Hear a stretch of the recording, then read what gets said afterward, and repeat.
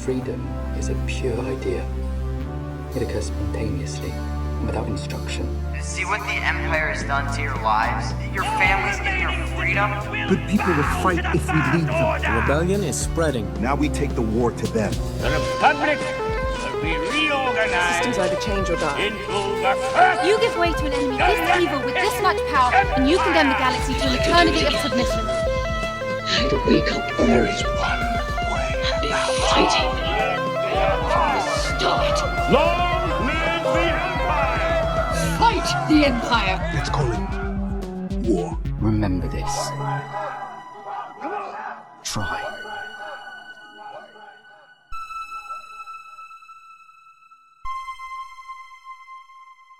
Hey, Sophie. Hi, Eleanor. What type of pen does Luke Skywalker use? Bantha pen. I don't know. A rebel pilot. Hello and welcome to Daughters of Ferrix, the Star Wars podcast that dares to ask, what if killing civilians is bad, actually? Killing civilians is fine so long as they're people I don't like. I'm your host, Eleanor Mueller, and with me is my genocidal co-host, Sophia Dunstan. Genocide is a strong word for what I feel. Sophia Genocide Dunstan. I want to start by saying that our Patreon launch a couple of weeks back was a massive success. Thank you to y'all for your support and enthusiasm about the expansion. It's an increased workload, but we're happy to do it. And a special thanks to our new supporters, Wes Van Vense, Starling Winters, Jane Dalton, Emrys Nereus, Clark Connor, Charles Gates, Dave Critifer, TJ Jill, Michael Geldreich, and Tyler on Star Turner. You all are the alluvial dampers that keep this hyperdrive generator of a show regulated. That is the most bullshit sentence. If you, our listener, are interested in early access to the show, monthly bonus episodes, episode outtakes, and the Daughters of Ferrix Discord server, you can check us out at patreon.com/Daughters of Ferrix. And, pitch in. Feel free. Give us money if you want. All right. How on earth do we talk about Star Wars' relationship with rebellion? Star Wars has a very large and long relationship with rebellion, given that it's the entire plot of 2/3 of the mainline films. It's a big one. And what we talk about as rebels in Star Wars varies a lot. The Alliance to Restore the Republic is the Rebels. The Spectres, the people who are the crew of the Ghost, their show is Star Wars Rebels, but they don't join the Alliance for a couple of years. Saw Gerrera's Partisans are the Rebels, but they're the guys who do active terrorism and torture prisoners and shit, which is pretty different from standard operating procedure. Do not the prisoners of war. The Rebel Alliance, all in all, it is this real motley crew of whoever hates the Empire and can get along well enough to form a team. You get Saw Gerrera with his black ring, Mon Mothma with her white ring, Luthen over here with the red one, and they all put them together and become Super Rebel. And then giant robot that kicks. And then Saw Palpatine Gerrera gets kicked out for killing one of his own men. The rebels coalesce into something of a unified military body after Yavin, but at their core, the rebels are just a bunch of fucking guys. It's just dudes that make it work. Sometimes they're revolutionaries, they overthrow the imperial seat of power. Sometimes they're just kind of local anti-fascist elements. The Rebel Alliance has a governmental branch, but the revolt against the Galactic Empire and its successor, and the people we credit to that, aren't so nearly clear-cut. Rebellion in this series seems like less of a faction or a category and more of a vibe. When I was trying to put together my part of this episode, I was really struggling because this stuff is really multifaceted. Rebellion in Star Wars is just any of the good guys at any time for most of the cartoons and stuff, right? Especially if we're talking about the shit through the lens of real world history, real world politics. This show, its premise, it is hard. So I asked for a tip from Chris Kempshall, the author of The History and Politics of Star Wars, and he made the point that talking about the rebellion in real-world terms isn't like talking about the Empire. The Empire is this single stratified entity. It's a guy. State. Yeah. It's like Napoleon, I am the state and the state is Palpatine. That cohesion means we can go, oh shit, they're America. They're like the Nazis. They're literal fascists. That's easy. But the nature of the rebellion, capital T, capital R, and indeed the nature of many insurgent movements is that they contain enormous variation. The people who fight in them can come from anywhere, and that is part of their strengths. Just to lay down some groundwork, let's talk about asymmetrical combat. More precisely, let's talk about the idea of the protracted People's War. To oversimplify it, the People's War is a Maoist military strategy that's designed for armed struggle against an opposing force that is, plainly put, superior, better than you, better equipped, better trained, they have more resources, territory, soldiers, etc. Instead of this imbalance being a sheer vulnerability, you can take hold of its unique advantages in order to prove victorious. As Mao put it, this guerrilla campaign is precisely our most distinguishing feature. This struggle is defined by a long-term three-stage process, moving the opposition from an offensive position to those of consolidation and retreat. And with these stages comes the transition from a regular warfare, a guerrilla force against a well-equipped institution, to a regular military struggle. In the early stage, war is conducted in remote areas. You keep the element of surprise as much as possible, you only attack when success is basically guaranteed, and you don't engage the enemy for any longer than is strictly necessary. It's guerrilla shit. Textbook guerrilla tactics. Yeah. In the second stage, you establish bases and spread your influence among more of the citizenry. If you find grassroots support among the normal-ass people, your numbers will grow, and so will the distribution of your infantry. And in the third stage, you hypothetically have the strength to capture territory, and eventually you seize power. You go from like 3 guys and a pointed stick to sitting on the seat of state power. And Mao did this very successfully. Yeah, this was a tactic that was specifically used against the Japanese and in the Chinese Civil War. Mao did start off as like 3 guys with a pointy stick. 3 guys with a pointy stick and a trench coat. Basically. And then he went and established all these bases, but then he lost for a while. So he and all his buds marched over to a different part of China. It's called the Long March. You should look it up. And then they did the whole thing again, but the second time it worked.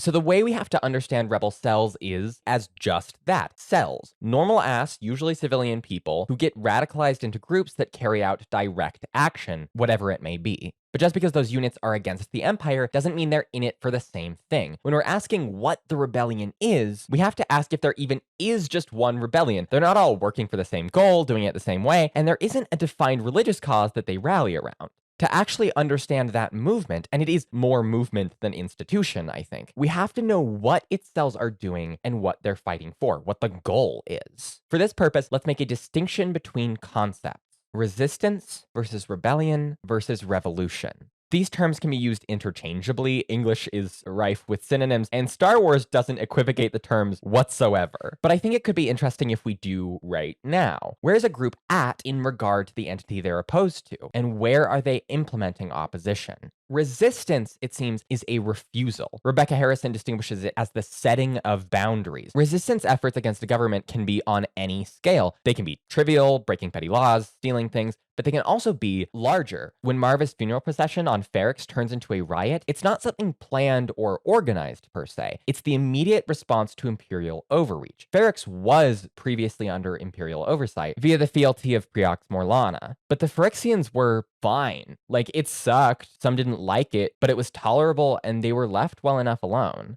Until the Empire formally occupied their planet. They established a base right on Rick's Road, ran patrols and armed speeders through the streets, executed citizens, and set goddamn riot cops on a very popular woman's funeral. So the people lose their shit. A kid throws a bomb. Brasso hits Prefect Tigo with a brick. The crowd nearly stampedes ISB Supervisor Miro because they're saying this is where the line is.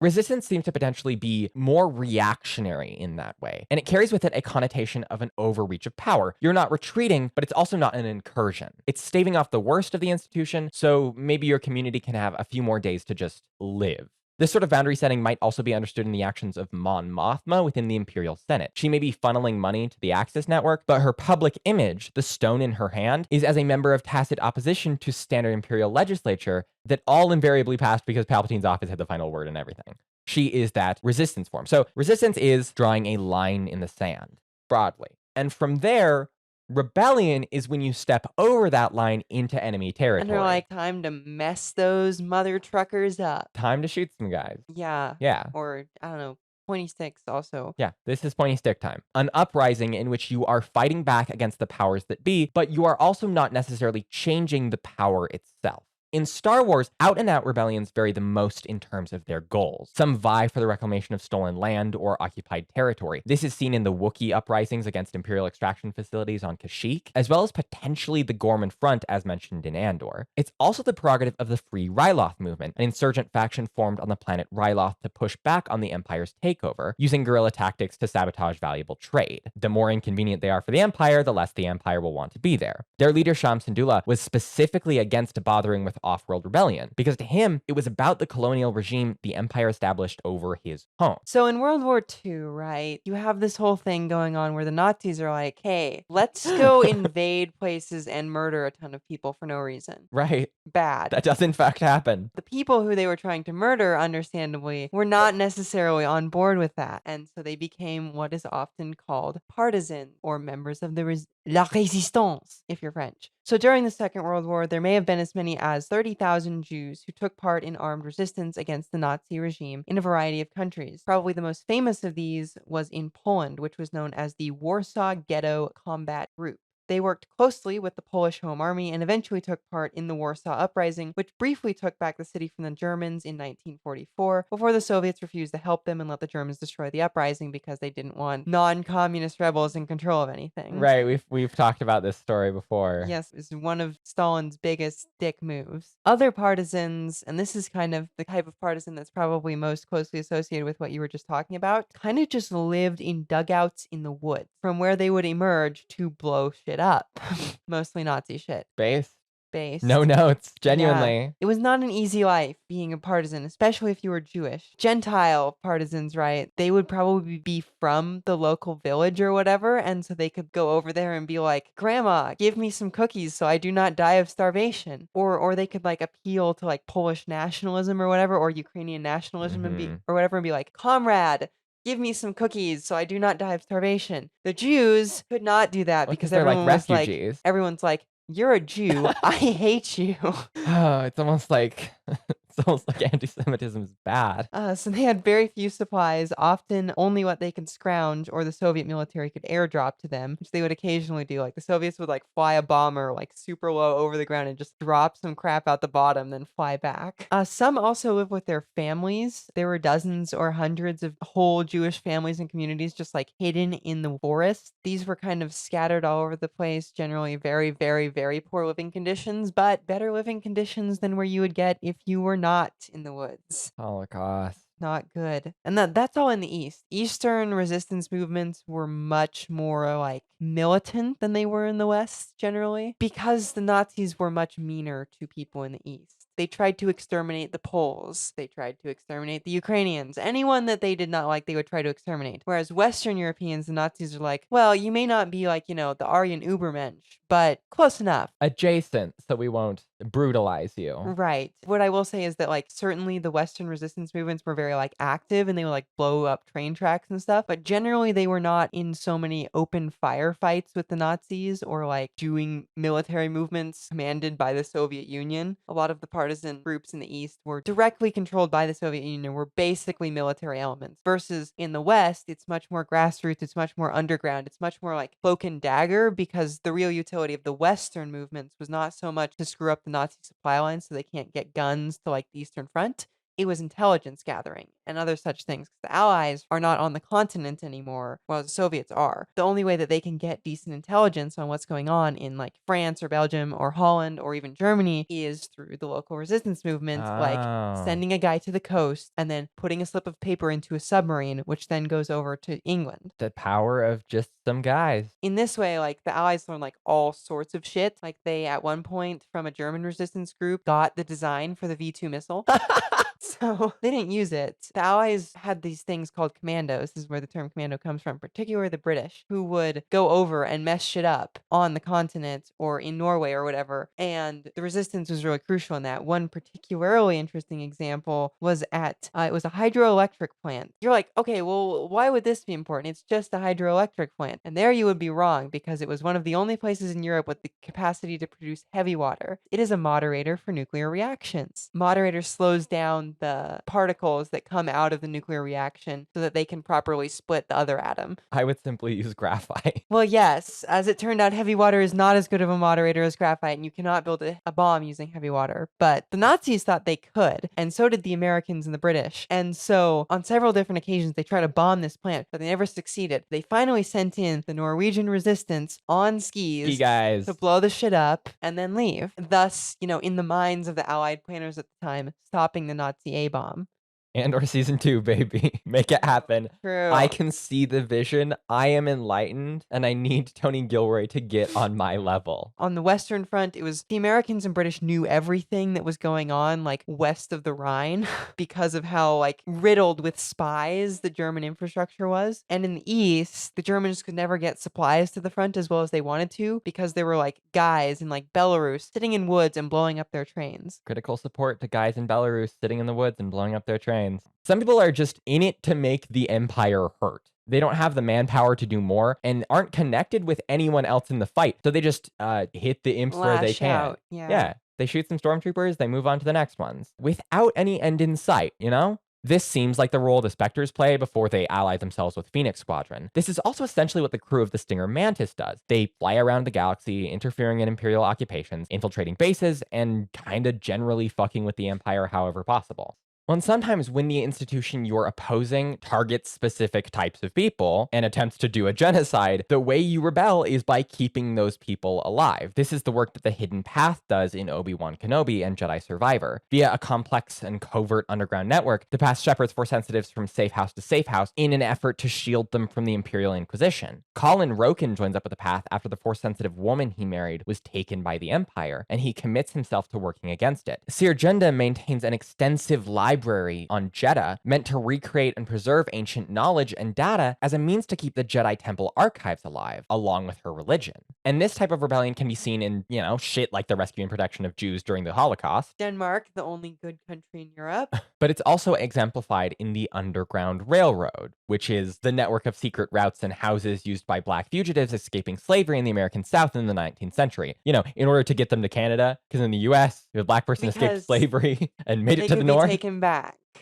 Because the North was complicit. Yes, it was. Generally operated between the U.S. South and the North/Canada between roughly 1810 and 1850. It's estimated to have helped at least 30,000 people escape slavery, maybe as many as 100,000. So the Underground Railroad is pretty easy to understand according to the somewhat commonly used codename system for the elements involved, which is fun because they're all train themed.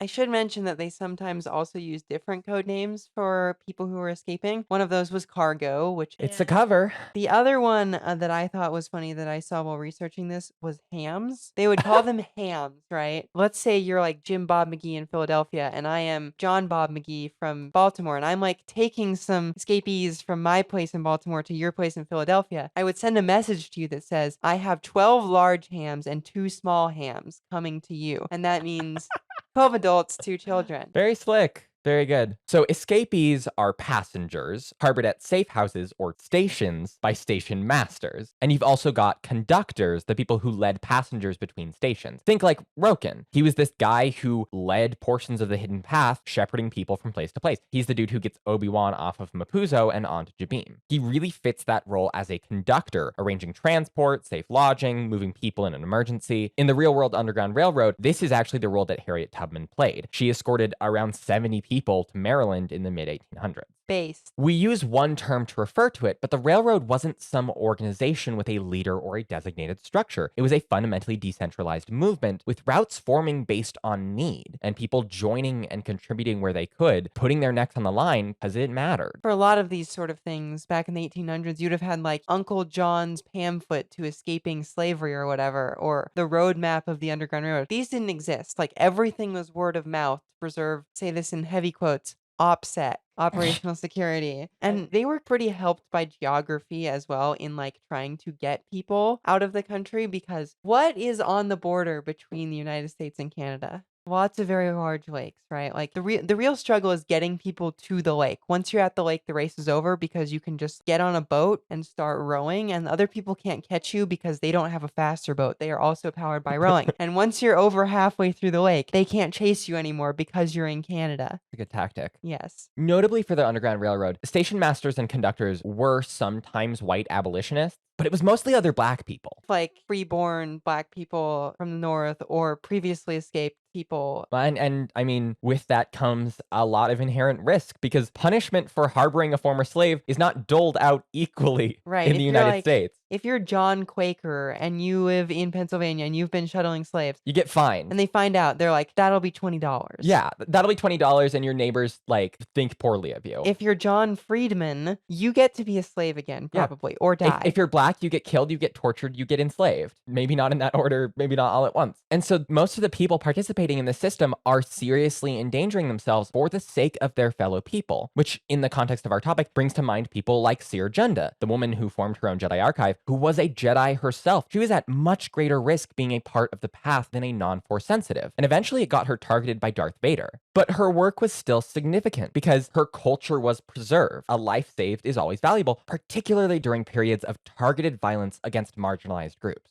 For what it's worth, both Seer and Roken, each prominent figures of this movement, are black people, which is something I really like. There are a bunch of individuals involved with the path that are white, don't get me wrong, but there are several major players that aren't. I think that's really valuable with regards to this reading and portrayal and applicability. And the thing we all have to kind of understand about the Underground Railroad is that a lot of what we think about it, or a lot of what the general public thinks about it, is a lot more myth than it is actual reality. Like, of course, there was the Underground Railroad. There were people helping people escape from South. But it was almost more important in like the way that it rallied the abolitionist movement than necessarily in the people it helped to escape. All the stories that came out of the Underground Railroad and are getting like printed in the press, narrow escape of people on the Underground Railroad from the slave catchers, that went into the press. And suddenly everyone's like, maybe this whole like complicity thing that we're doing is fucked up. Maybe these people are in fact valuable. It made the North a lot more abolitionist than it would have been before. And I think that's a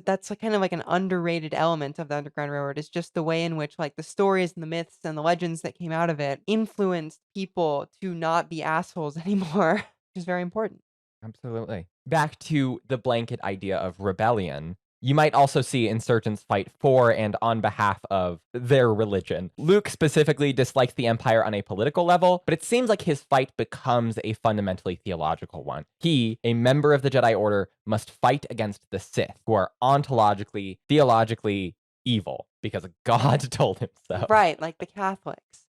Yeah, exactly the same. No, I was just gonna mention, like, there were these guys called the Huguenots in France. That's a great name. It is a great name. I don't remember what it means, but they were Protestants. And they ended up like having to fight a war of resistance against the French monarchy, who was trying to kill them because they were Protestants. Crucially, the Rebel Alliance is not doing jihad because the Rebel Alliance is all filled with Catholics. Luke is a mythic figure. There are certain ideas about the Force that spring up around that, and people say, "May the Force be with you" sometimes. But it's way more like culture and they're belief. not against the Sith. No, like they are not. The Rebel Alliance is not against the Sith. Yeah, it is not. It is Well, not. I mean, they are, but like that's not their main deal. The Alliance is not a religious insurgency. It is kind of just Luke. It's not ISIS.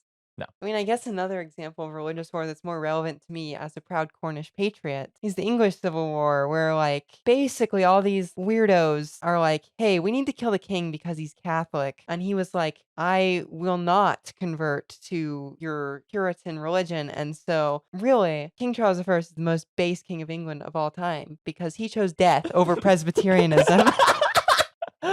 I like how in this episode you've both condemned Catholicism and put this Catholic man on a pedestal for remaining Catholic. I mean, people should stick to their convictions, man. Like, I think you might need to stick to your convictions. All right.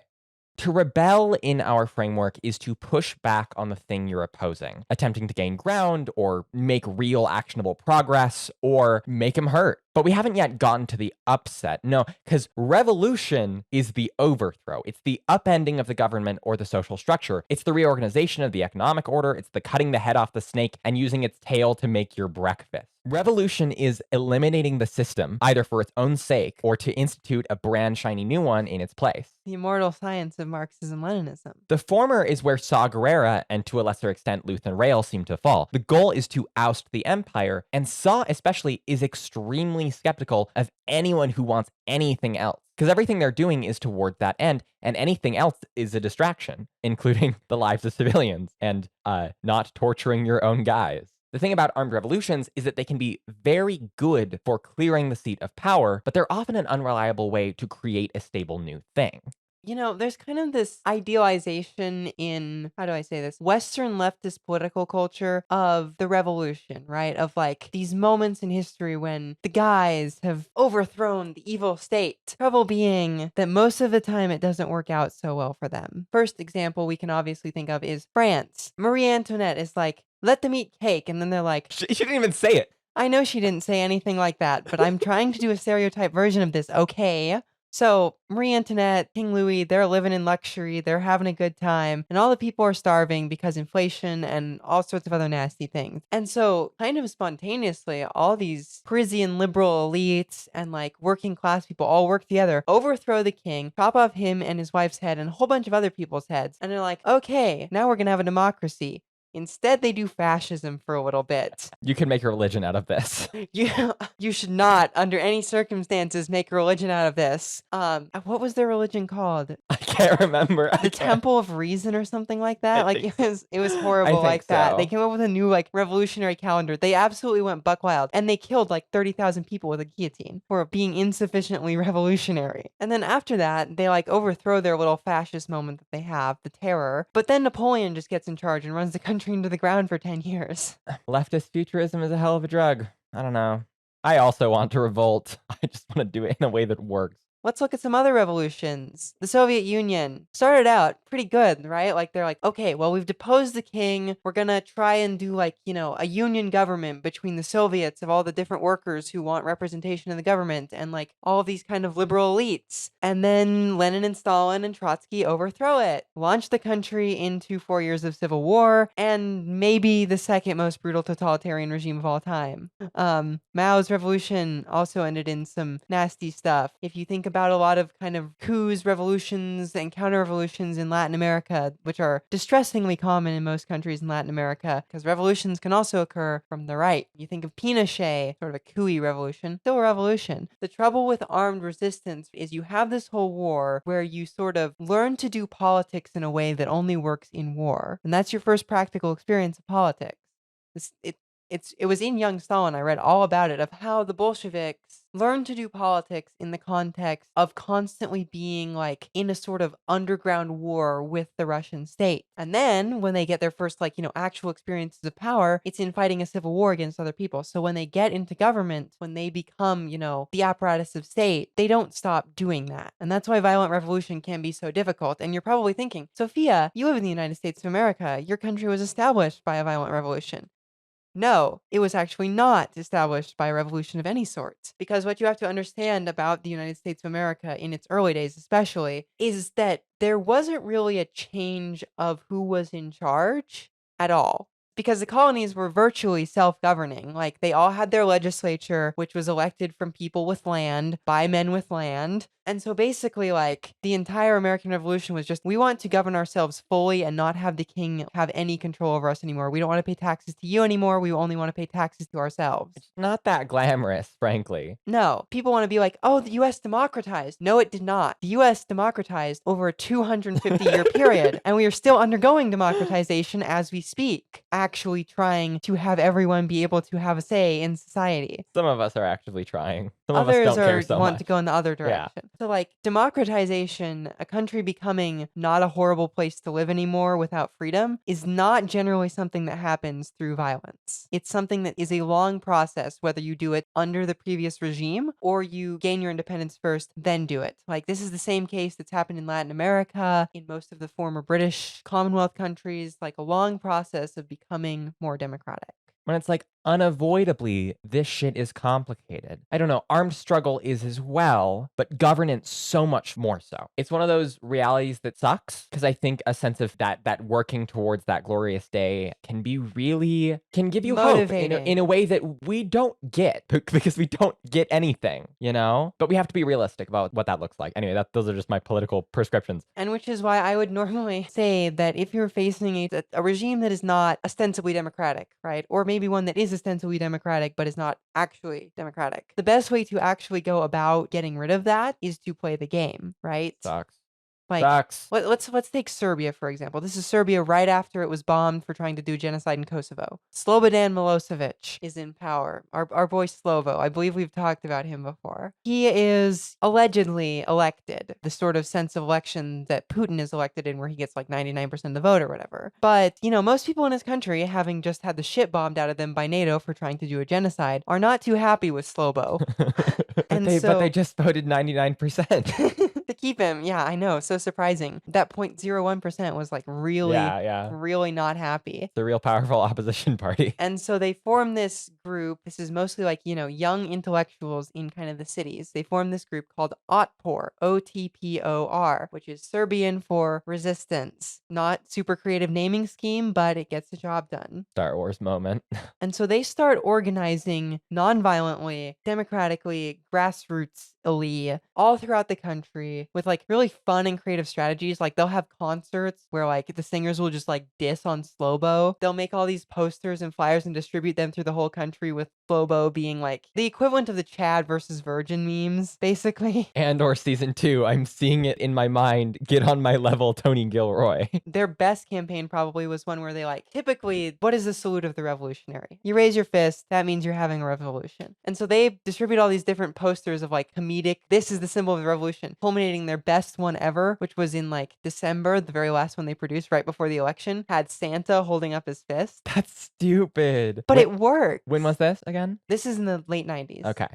They also have a series of general strikes and smaller strikes that they go to. And what's very important in Serbia is that they go out to the countryside and also organize like the farmers and stuff. And are not just like in the city. And like, the elections are rigged. We know that the elections are rigged because our boy Slobo, he won with 99.9% of the vote in the previous election. It was more like 76, but still an unrealistic percentage to win by ever. So the elections are coming and they're like, how do we make this happen? How do we get Slobo Gano? How do we make Slovo over? Get rid of Slobo. How do we do that? And they're like, well, there's an election coming up. And everyone's like, well, the elections are rigged. What if we establish our own parallel election infrastructure? We're going to rig our own election. No. So firstly, they do something that everyone listening to this is going to hate. They start working with the opposition politicians who are already in the opposition. Damn. In most, authoritarian regimes, the opposition is hopelessly bought out by the regime.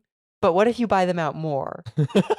And also buy them out with the promise of actually being able to win. Oh, okay. And so suddenly they get all these opposition groups who were previously like really not into going against Slobo because they don't want to go to like the Serbian gulag. They get them on their side and they're like, well, we're going to run this unity ticket against Slobo. And then when election day comes, they establish this entire parallel election infrastructure. Like they count every vote themselves after the state has counted it. They have guys watching every vote be counted. And they have guys like counting all the ballots that the guys throw in the trash once they're done counting them. And so they are reporting election results. And as it turns out, the election results are super different.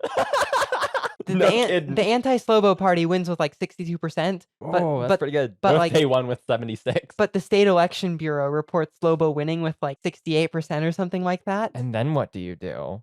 They shut down the country. Like everyone just stops doing stuff. They won't work. The cops are sent in to break them up, but they don't want to work either because they also voted against Slobo. So the cops just like sit down and chill out. Slobo is eventually just like run out of office by the actual state apparatus because it accepts the election faster than he does himself, realizing that everyone in the country wants him out. Oh my God. And then he goes to The Hague and gets tried for war crimes. That sounds hard. Yes. Sounds like it was hard. But it works. And it's been done, a number of other times. Basically, all the Eastern Bloc countries that are not part of the Soviet Empire anymore, like Poland, Romania, Czechoslovakia, that's how that occurred there. You get election observers in. Because all dictators love to have elections these days, you make the person who is pretending to play by the rules actually play by the rules, and then you kick their ass. And that's how you turn your country from a dictatorship into not one. Either that or they give up power, which does also occasionally happen. I guess my point being here that there are better and more effective ways to turn your country from an evil fascist dictatorship into not that than firebombing a Walmart. So what we have in Star Wars, what we have in the Rebel Alliance in 4, 5, and 6 is this insurrectionist movement that gets the Emperor killed and replaces it with a different regime, a government that stays around for slightly longer than the Empire. So where's the difference?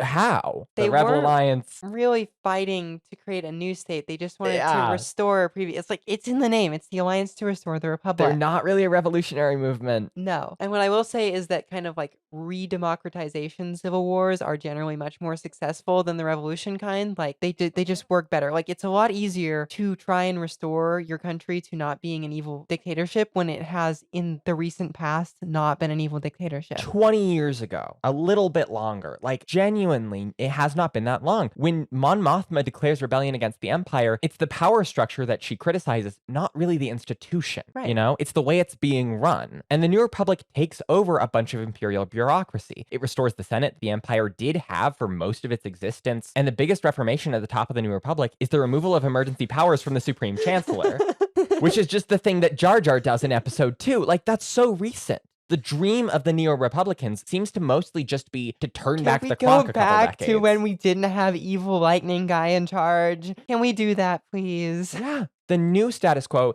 is the old status quo, which I think is the clearest reason for why the New Republic doesn't crumble despite its origins and even lasts like 5 more years than the Empire did. Maybe like 7. L plus cope plus C plus ratio. Technical win for democracy. Yeah. They're just reinventing the wheel, baby. There's no neo-separatist union, no People's Republic of the Mid-Rim. They're just playing the hits. Another reason why the Eastern European color revolutions, as they're often called, were so successful, because like Poland in particular was like 45 years before 1989 when they were breaking away from Soviet power and kind of overthrowing the communist regime there, if you want to call it that. I don't know what you would call it, but it was a regime. It called itself communist. Whatever. The communist regime. Yeah, that was air quotes. Heavy air quotes there. Yeah. Even calling it socialist would be a little air quotey. When they're overthrowing that regime and bringing in a new thing, it's a lot easier because like within living memory, Poland was an independent country with a theoretically democratic form of government. It just makes it easier.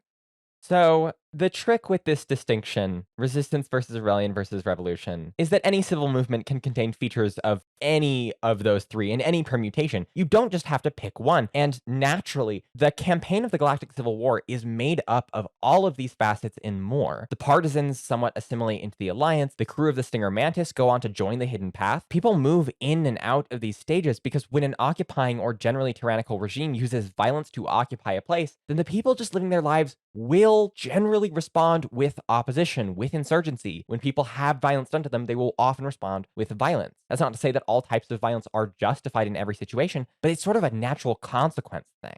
I guess the lesson to be taken from all of this is that, number one, having the violent revolution that sometimes you dream about because it would just be so much easier than doing all the hard work of organizing is probably not going to work out the way you want it to. Number two, the kinds of movements that actually produce change over time are very disciplined, are very coordinated, and are willing to work with people who they do not necessarily agree with perfectly on every topic. So whatever it is that you want to do, you should follow those principles. You should understand that your movement needs to be disciplined. Stay on message, work with people you don't like. You're going to have to work with the 4th Trotskyist synod, who is your ultimate enemy or whatever. And you have to understand that it is a long-term project and not something that happens overnight.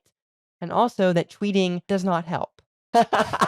That's the real takeaway of this episode, is that tweeting does not help. So, I don't know, if you want positive change, whatever you think that is, understand you're in it for the long haul and you have to build a disciplined organization to stand at the core of that movement. Long-term positive change requires long-term organization. It just does. Organize is the takeaway. And do shit. Actually do something. Don't just call for a general strike for Palestine every fucking day, which is what everyone just does now and thinks it's advocacy. We're gonna do a general strike tomorrow with me and my 3 friends who are organizing it on the internet. That's not activism. That's not how that fucking works. That's not activism. That is masturbatory at best. It blows.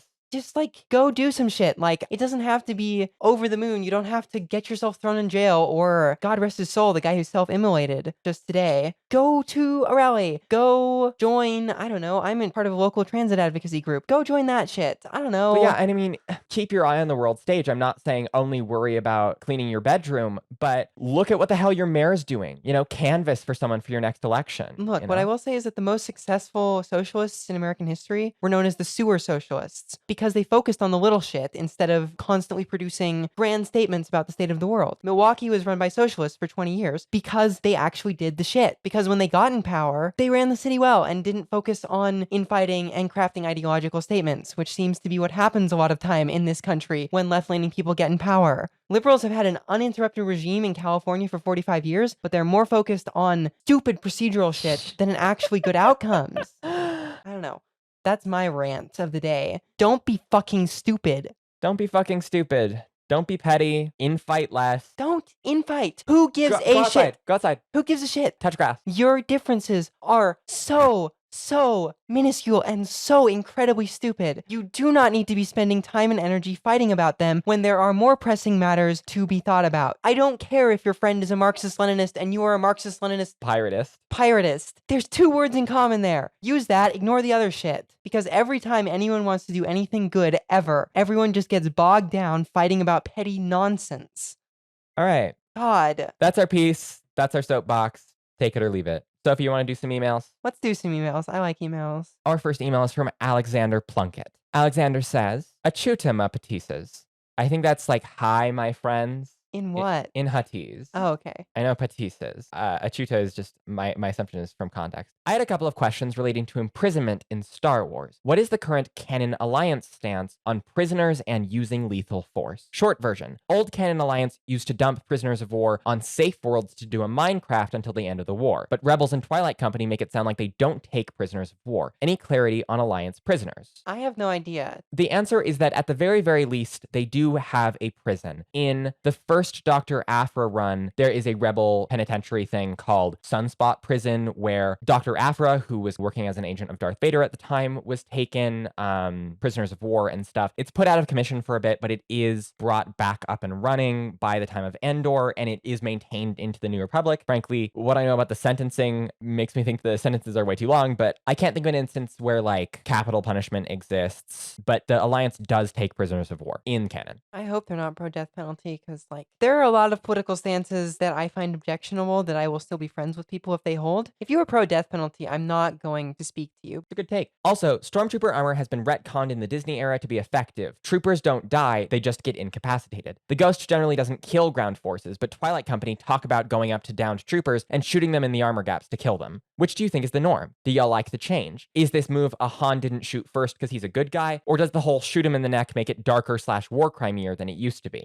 Love the show. I'm a new fan and I'm close to catching up. I'm a huge Star Wars nerd who also thinks way too much about the nitty-gritty and deeper stuff of the Star Wars universe, but I'll try not to send 1,000 emails. Lex. Look, the thing about war is that even when conducted under theoretically the most humane possible regime, is that it's still war and people are still going to do war crimes. As far as the armor question goes, it's pretty touch and go as to whether or not a shot will kill a stormtrooper. The stormtroopers don't die 100% definitely in Rebels because it is a children's show. There are lots of other instances where stormtroopers get shot and die 100% definitely. It is not clear cut. It is according to the tone of the piece. I think that is a perfectly legitimate excuse to make so that you can have stuff like insurgent warfare in your children's television show yeah. and just kind of technically get off scot-free. I don't think it is as simple as stormtroopers don't die in Disney now, because it isn't. They do die in books. They die. Yes. We see them sucked out of like freaking. Well, and yeah, they die other ways too. Ezra Bridger force controls a guy into steering an AT-ST off a cliff. I think it can be a little bit silly, but it makes a degree of sense. I think it's wrong for us as a fandom to be like, well, they don't die. They never die. Like, of course they die. If your main characters are not stunning guys, then they are shooting to kill. And that's what matters. It doesn't matter if they do or don't actually kill them, because that is their intention. Lex has another email.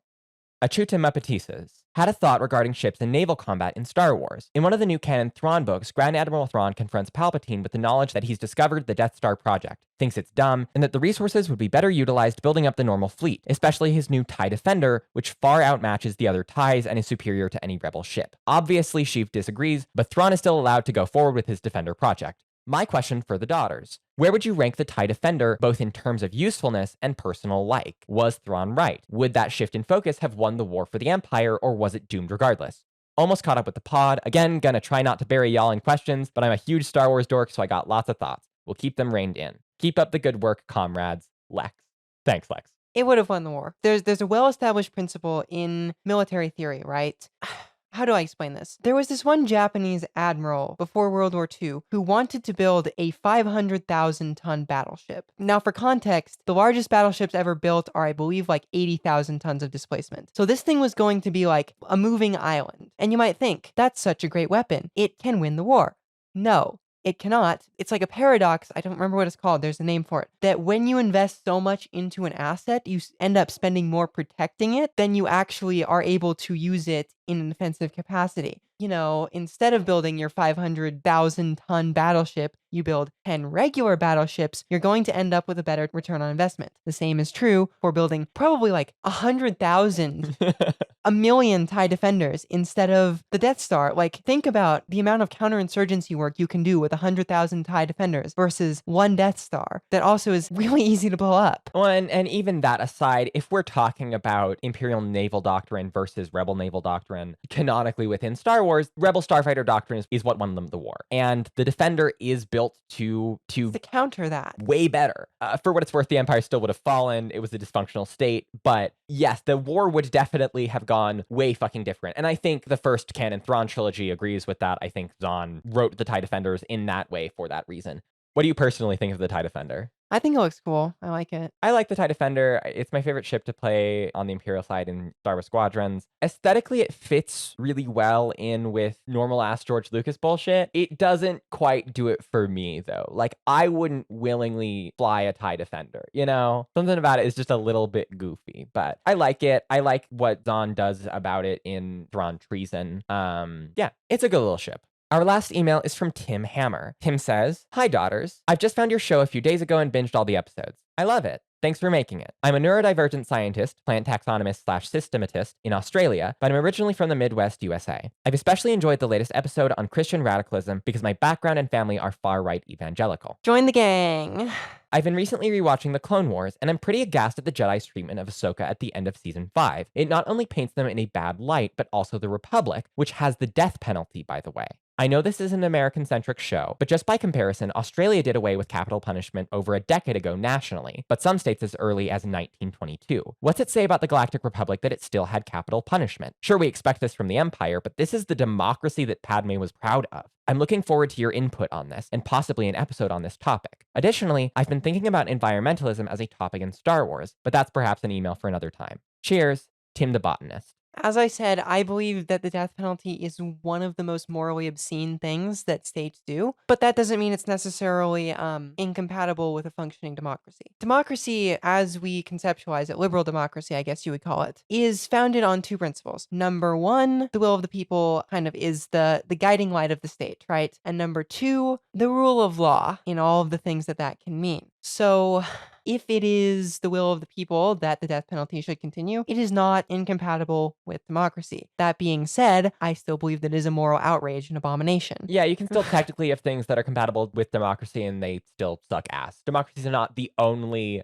good. You know, it's like, I hate to quote the man because I don't care for him. Winston Churchill once said, "Democracy is the worst form of government except for all the others." There is always going to be something horrible that your country does, no matter what country you live in, always, forever. That doesn't mean that you should just accept it lying down. No. But one should be aware of the atrocities. I appreciate, Tim, that you are coming at this from the perspective of someone who does not live in the US. It is often really hard for us to get that angle. It takes a lot more work and research on our part to get anything more than an American perspective. And we try to, there is an attempt, but when we're putting this show out every 2 weeks, it is difficult. So, whenever someone is not from the US and they have a different political perspective, I really appreciate that. The thing about capital punishment is that there are a lot of people in the US who are especially comfortable with it because it provides the semblance of like a justice via emotional catharsis, which is nonsense, but I think popularly conceived of, and that makes it harder. I agree. It sucks ass. We shouldn't do it. We should get rid of it. As far as the Republic goes, I think the Republic using the death penalty is an inclusion that is there to make them look especially bad. We have to consider that it's not just Ahsoka who has the death penalty suggested for her. When Fives and Jesse disobey orders under Pong Krell, they are to be court-martialed for treason, and that brings with it the expectation that they will be killed, which is ghoulish. I mean, they don't really do anything wrong wrong in that episode. The only one who does is Dogma when he shoots Pong Krell, and that's only like officially because he was based for that. I think it exists to make the situation in the Republic feel more dire. I think the Clone Wars, frankly, could have gone harder on that. But I do really wonder how long that had been in place for, because maybe that's standard, you know? Does the New Republic have the death penalty? I don't know. I kind of assume no, but it's fully possible that they do. Yeah. I mean, they do torture people. We don't know that. We don't know Yes, that they we do. torture people. If there is a No, question as to whether no, someone is torturing people, you no. already know the answer to that question. The only reason it's possible that they do torture people is because they use the torture machine 5000 dialed down a bit to make a guy The torture machine chill out. 5000 dialed down a bit is still the torture machine 5000, my guy. But it doesn't torture him. We don't know that they definitively torture people. Listen. Stop doing like a Gitmo No, Bay thing for we- this. You are don't- literally the liberal news media of 20 years ago, but for the New Republic. I'm serious. I'm serious. It is not founded in the If text. you have to ask the question, it is happening. That is just the way it is with torture in the States. I am speculating responsibly. I am not making assumptions about a Star Wars government that are not based in the text. Not Eleanor defending torture. Tim, I would love an email from you about environmentalism as a topic in Star Wars. It's something we will eventually touch on, but I haven't quite figured out our angle or what I specifically want to talk about. So any and all thoughts are welcome, especially stuff that we can talk about here on the pod in the email segment. Thank you very much for your email. If you have any questions, suggestions, or corrections, you can send them to our show email, daughtersferrix@gmail.com. If you want to listen to new episodes as they release every other Wednesday, you can find us on most places you can listen to podcasts, on our website, daughtersofferrix.com, or follow us on Twitter, Instagram, and TikTok at FerrixPod, FERRIXPOD. If you want to support the show, check out our Patreon at patreon.com/daughtersofferrix. I have been Eleanor Mueller. You can find me at The Letter Bomber on most platforms. Sophie, what about you? You can find me at SophiaNSLC on Twitter and also my other podcast, The Redline_Pod, where we talk about trains mostly. Our episodes are written and edited by me, Eleanor Mueller, and Sophia Dunstan. Our podcast art is by Jill Mueller. Our intro and outro music was arranged by me, with themes by Nicholas Bertel and John Williams. Thanks for listening. Do good things. Organize or something. Don't infight. Yeah, don't be stupid. Go outside. Touch grass.